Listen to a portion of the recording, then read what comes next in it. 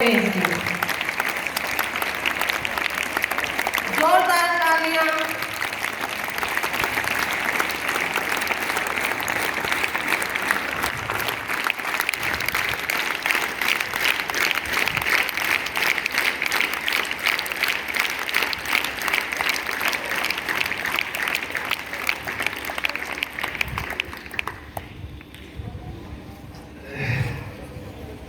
सभी बच्चे एक बार मिल करके मेरी बात का उत्तर देंगे।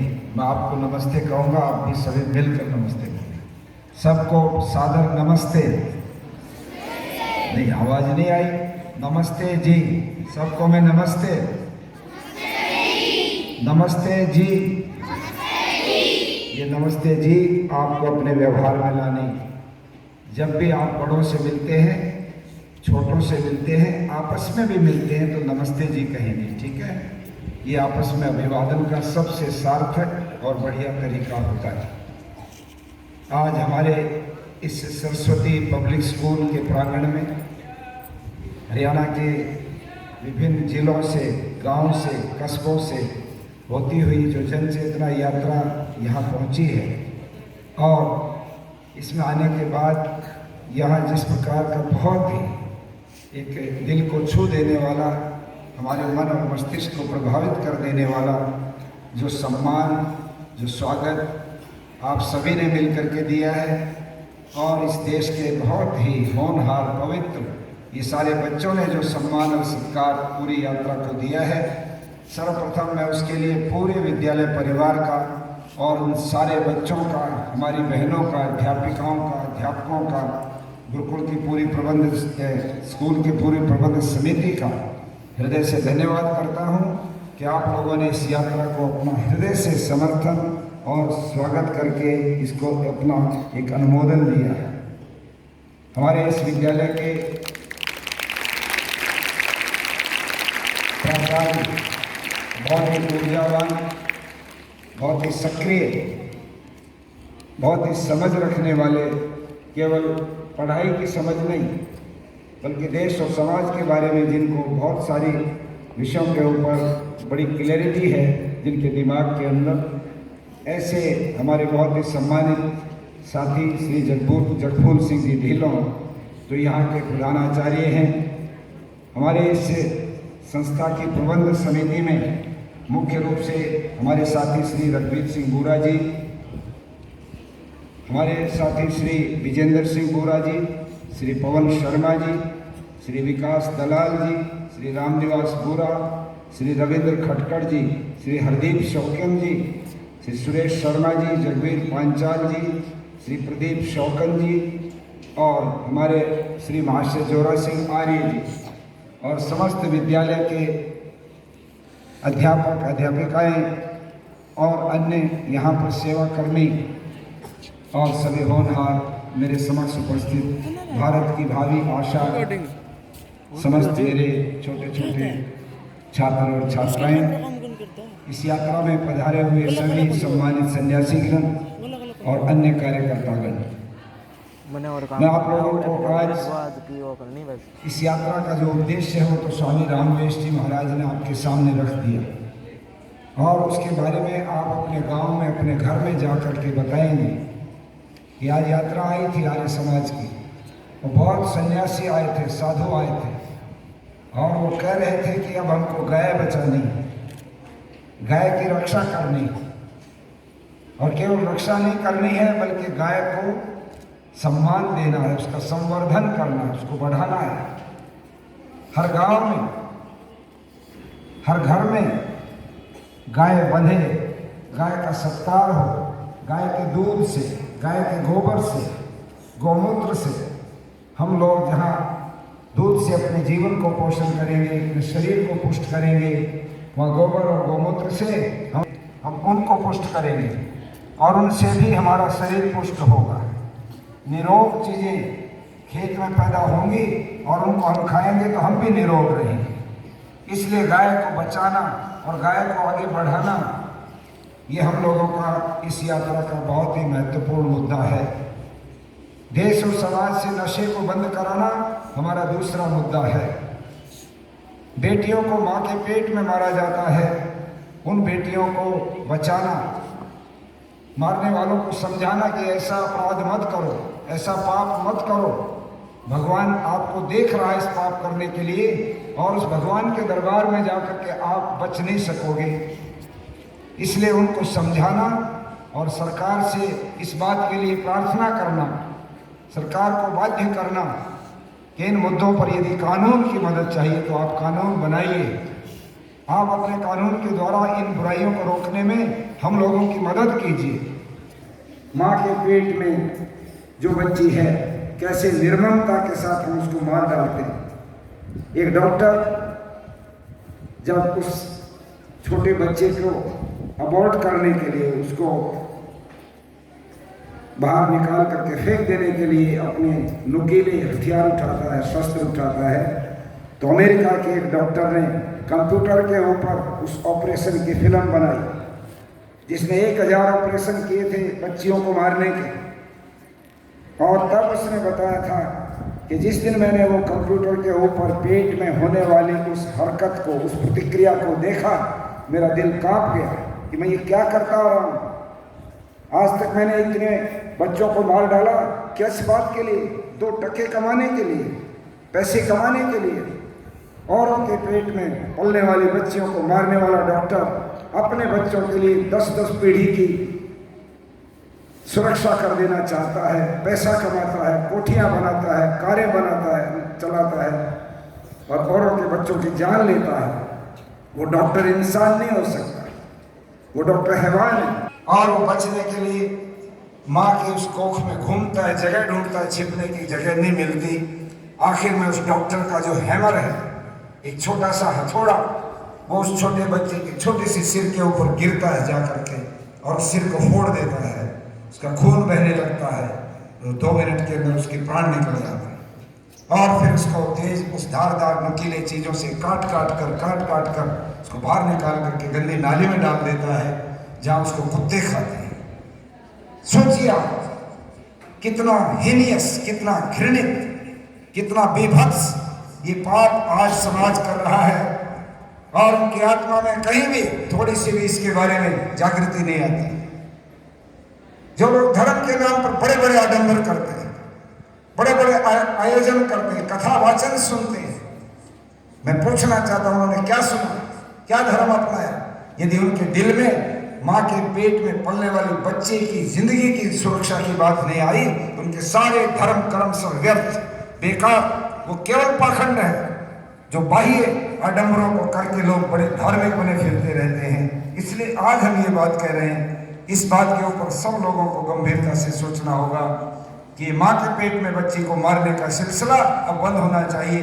अब बेटियां आगे आ चुकी हैं, पढ़ाई के क्षेत्र में, देश की सुरक्षा के क्षेत्र में, खेल के मैदान में, और किसी भी जगह देखो सब आगे आ रही हैं।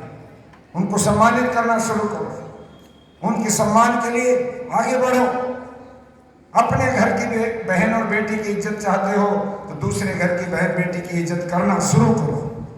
जो व्यक्ति ये सोचता है कि ये तो दूसरे घर की औरत है, दूसरे घर की लड़की है, और उसकी तरफ बुरी दृष्टि से देखता है, उसके ऊपर आक्रमण करता है, तो समझ लीजिए कि कल उसके घर के अंदर उसकी अपनी सगी बहन या अपने घर के कोई महिला सदस्य, उसके साथ भी ऐसा ही दुर्व्यवहार हो सकता है।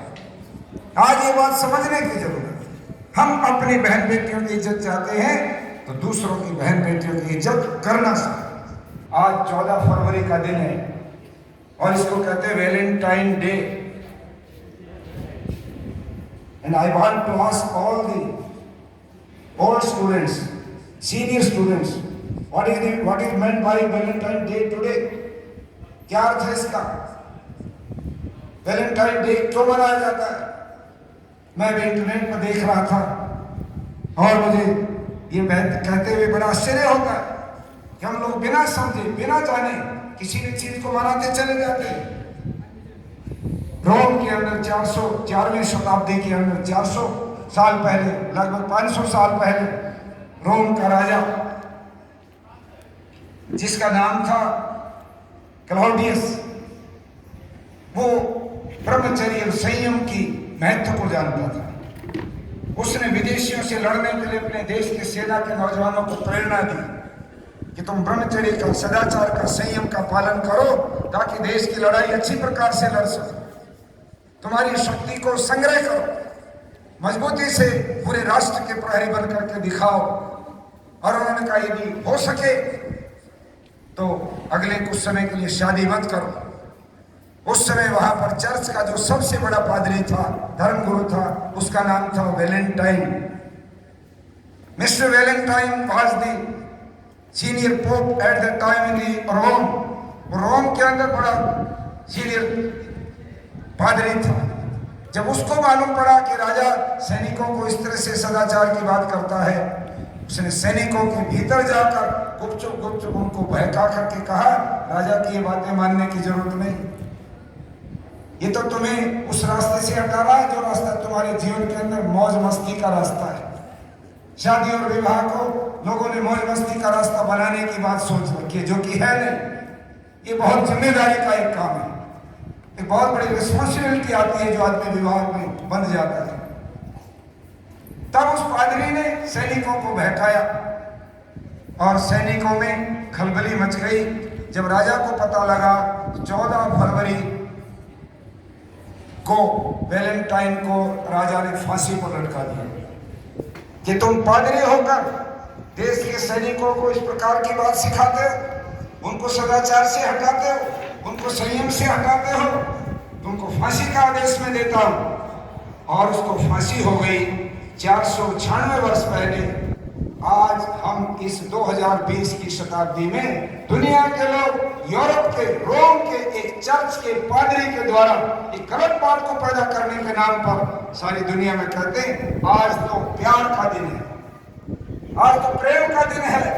और आज सारी दुनिया में, पार्कों में, जगह जगह, होटलों में, 5 स्टार होटलों में ये लड़के और लड़कियां जो एक बनावटी काल्पनिक जिसको प्यार कहते हैं उसकी कहानी गढ़ेंगे, घर से निकलेंगे, हजारों रुपए जेबों में डालेंगे और होटलों में जाके, पार्कों में जाके वेलेंटाइन डे मनाएंगे और कहेंगे हम एक दूसरे के साथ इतना प्यार करते हैं। ये जो बनावटी और झूठी प्यार की कहानी है एक ईसाई पादरी के द्वारा बनाई गई, जो एक हमारी संस्कृति के विपरीत कई बात थी। परंतु ये अंधा देश है, ये भारत इन बातों को नहीं समझता और इसको मानता चला जाता। इसलिए मैं आपसे कहूंगा कभी भी वैलेंटाइन डे को इस रूप में आप नहीं देखेंगे।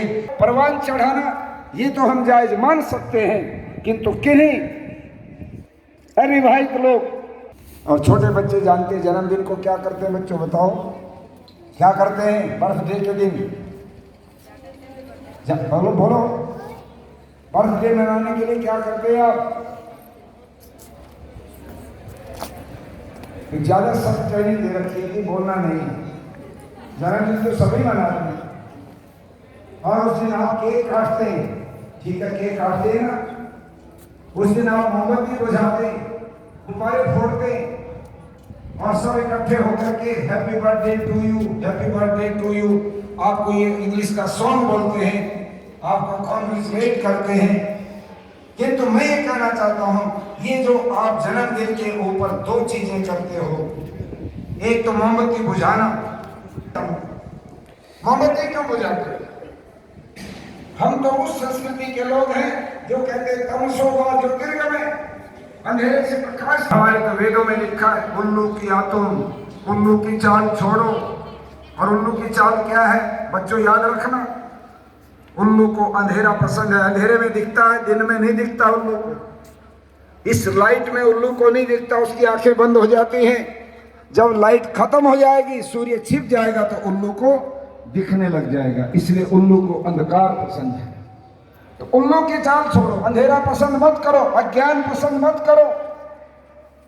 इसलिए इंसान बनना है तो जन्मदिन के ऊपर मोमबत्ती बुझाना बंद।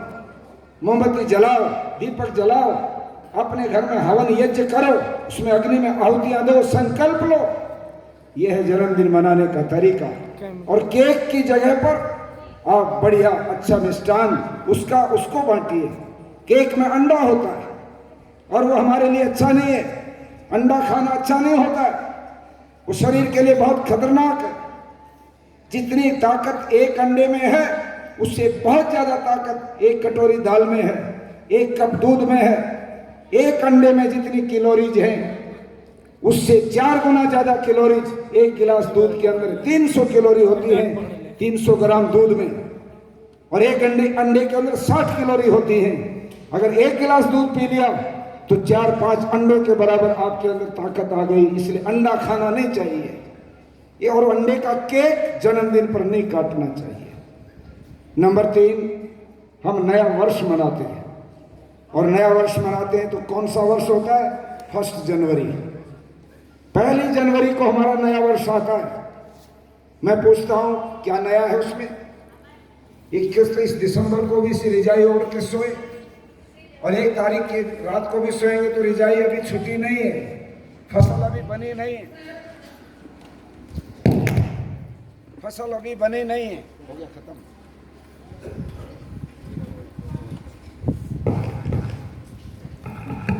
हेलो, ठीक है।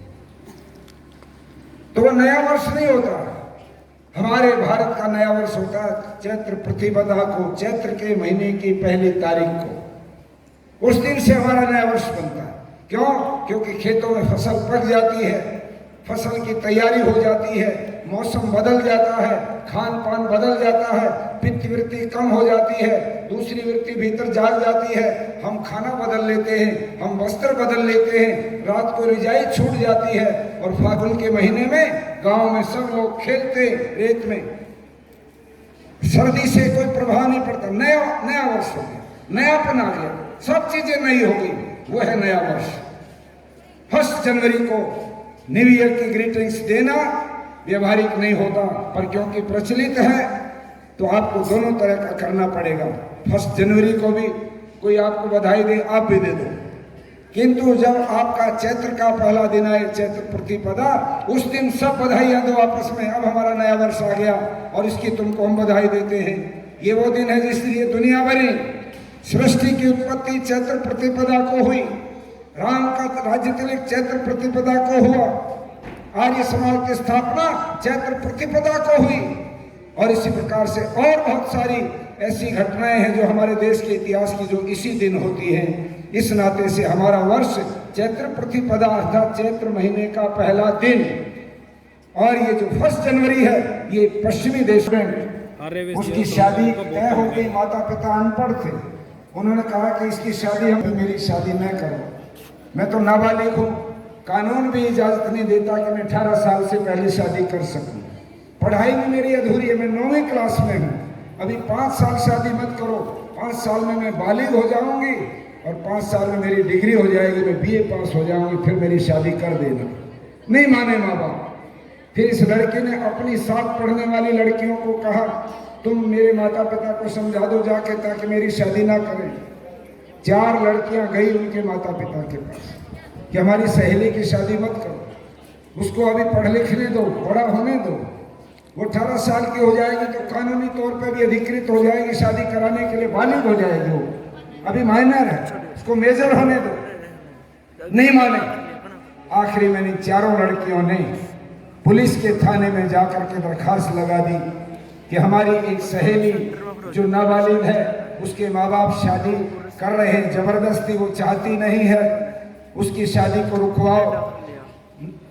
छोटी उम्र की लड़कियों की शादी कानूनी तौर पर प्रतिबंधित है। हमारे सारे बारात को गिरफ्तार कर लिया, लड़की के माता पिता को भी गिरफ्तार कर लिया, और अगले दिन के अखबारों में बहुत बड़ी खबर छपी कि छोटी उम्र की 4-5 लड़कियों ने एक बाल विवाह जैसे बहुत भारी अभिशाप को रोक दिया और पुलिस ने पूरी बारात को गिरफ्तार कर लिया। जब ये खबर पढ़ी तो हमारे देश की राष्ट्रपति थी डॉक्टर प्रतिभा देवी सिंह पाटिल, एक महिला थी, उसने देखा लड़कियों ने बाल विवाह करवा दिया।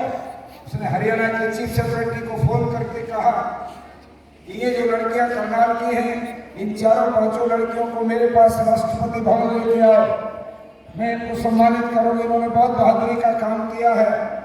हरियाणा सरकार एकदम एक्टिव हो गई, डिप्टी कमिश्नर करनाल को आदेश आ गया चीफ सेक्रेटरी का, लड़कियों को देखो कौन है लड़कियां, उनको दिल्ली ले चलो, और फिर उनको दिल्ली ले जाया गया राष्ट्रपति के पास। उन्होंने अपने साथ बिठाकर खाना खिलाया, उनको शाबाशी दी। और उसके बाद 26 जनवरी को जब राजपथ के ऊपर वीर बालक और बालिकाओं को हाथी पर बिठाकर उनका स्वागत किया जाता है, बहादुर बच्चों का स्वागत किया जाता है, उस वर्ष के गणतंत्र दिवस पर करनाल की वो चारों लड़कियां और वो लड़की जिसकी शादी होने वाली थी, पांचों एक हाथी पर लाल ब्लेजर पहनाकर वीर बालक बहादुर बच्चे ऐसे बैनर टांग करके उनको राजपथ पर करोड़ों भारतीयों के बीच में सम्मानित किया गया कि ये वो लड़कियां हैं जिन्होंने सामाजिक बुराई के खिलाफ बहुत बड़ा उदाहरण प्रस्तुत किया है। उनको सारी उम्र भर के लिए हमारा काम आएगा। तो बच्चों, यदि कोई कन्या भ्रूण हत्या की बात तुम्हारे घर में होती है, मैं तो नरवाना की उस लड़की को बधाई दूंगा जिसने अपने पिता के खिलाफ एफआईआर लिखवाई। पिता के खिलाफ क्यों? क्योंकि पिताजी ने खेत में पुराली जला दी और प्रचार हो रहा था पुराली से प्रदूषण होता है। लड़के ने सोचा पिता ने ये क्या कर दिया, उसने जाकर के एफआईआर कर दी, पिता गिरफ्तार हो गए और उनके ऊपर 2500 रुपये का मुकदमा वो जुर्माना लगा दिया पुलिस ने। पिता को तो 2500 रुपये जुर्माना लगा, किंतु जिस बेटी ने एफआईआर लिखवाई थी उसको 15,000 रुपये का इनाम मिला और उसने जाकर पिताजी को दे दिया। 2,500 के बदले 12,500 रुपये की इनकम ला करके उस लड़की ने दी, सच्चाई कह करके दी। इसलिए बच्चों, बुराई के खिलाफ बोलना शुरू करो। सारे बच्चे सीखें। घर में अगर पिता शराब पीता हो तो कह दो आज मैं रोटी नहीं खाऊंगा या नहीं खाऊंगी। अगर तुम शराब पीते रहे, मैं रोटी खाने वाली नहीं हूं, मैं रोटी खाने वाला नहीं हूं, आप शराब छोड़ दो, हम खूब आराम से रोटी भी खाएंगे, घर को बढ़िया से साफ सुथरा रखेंगे। जब बच्चे ये बात कहेंगे तो कोई भी बाप शराब पी नहीं सकता। इसलिए बच्चों, तुमको ये काम करना है। और ये सारी बातें आप लोगों के ऊपर मैं छोड़ता हूँ। अब मैं इस बात को समाप्त करते हुए, मुक्त हो, कन्या भ्रूण हत्या से मुक्त हो, गो हत्या से मुक्त हो और गंदगी अश्लीलता से मुक्त हो, वो हाथ खड़ा करके अपना समर्थन व्यक्त करें। सारे बच्चे जो इस बात को समझ पा रहे हैं वो भी हाथ खड़ा करके समर्थन व्यक्त करें। और ये हमारे मीडिया के साथी हमारी बहन मुकेश वीडियोग्राफी कर रही है, ये इसकी वीडियोग्राफी लें। ये जो बच्चों का फोटो है, ये बहुत बड़ी मैसेज दे रहा है देश के अंदर। आज देश के बच्चे, छोटे छोटे बच्चे और प्रबुद्ध लोग हैं, वो आज चाहते हैं इस देश और समाज से बुराइयां समाप्त हों ताकि हमारा समाज उन्नति की तरफ आगे बढ़ सके।